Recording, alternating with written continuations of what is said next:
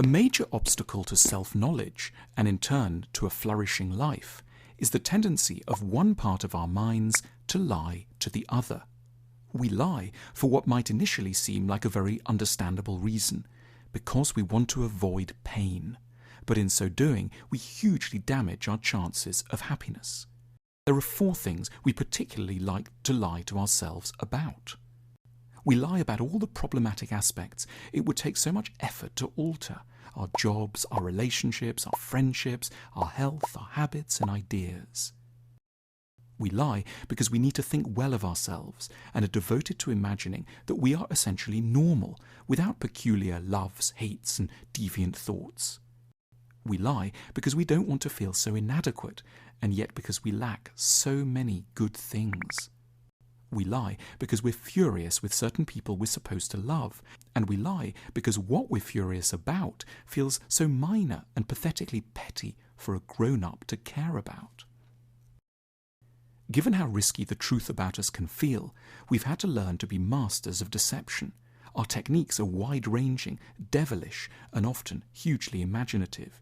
Here are some of the leading maneuvers we employ to pull the wool over our own eyes.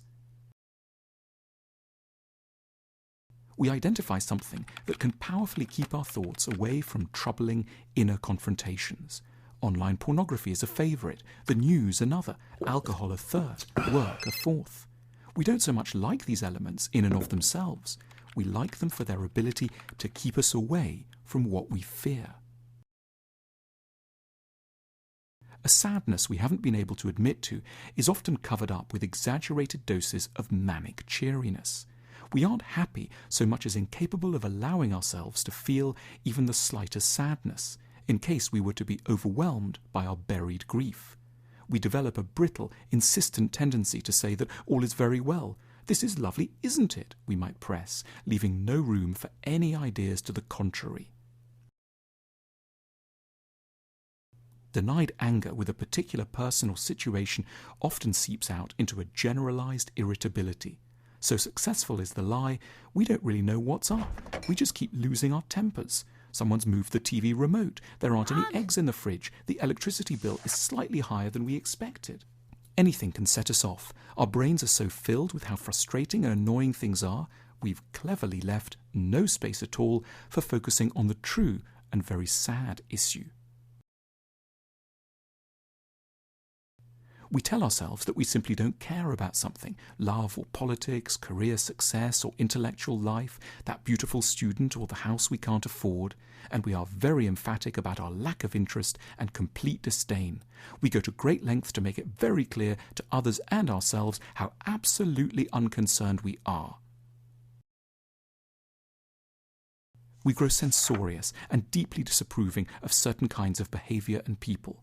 What we don't admit is that we're so full of condemnation only because we need to ward off awareness that a part of us, in fact, really likes the condemned element. We attack certain sexual tastes as utterly deviant and beyond the pale, precisely because we half know that we share them somewhere inside ourselves. So we're delighted when particular people are arrested or shamed in the press. What they did was utterly awful, we insist, our outrage shielding us from any risk of spotting the connection between them and us. When there's unwelcome news, we may resort to a highly successful diversionary tactic, taking offence. A colleague tries to give us a bit of feedback. Instantly we accuse them of rudeness, arrogance and a sense of entitlement. A partner points something out. We get furious that they're piling pressures on us at a difficult point. Feeling offended takes up all our attention. It muddies the waters. We no longer have to pay attention to information that is at heart correct but challenging. We're sad about particular things, but confronting them would be so arduous, we generalize and universalize the sadness. We don't say that X or Y has made us sad. We say that everything is rather terrible and everyone is rather awful. We spread the pain in order that its particular specific causes can no longer be the focus of attention. Our sadness gets, to put it metaphorically, lost in the crowd. Why is lying to ourselves a problem? We need to tell ourselves the truth when we can, for the simple reason that we often pay a very high price for the short-term calm of our lies. We miss key opportunities for growth and learning. We're not very nice to be around. We develop harmful systems.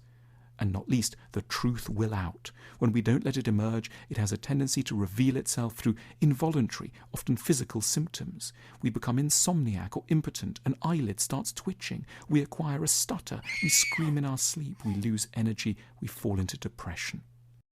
We owe it to ourselves to dare to start to confront our real nature.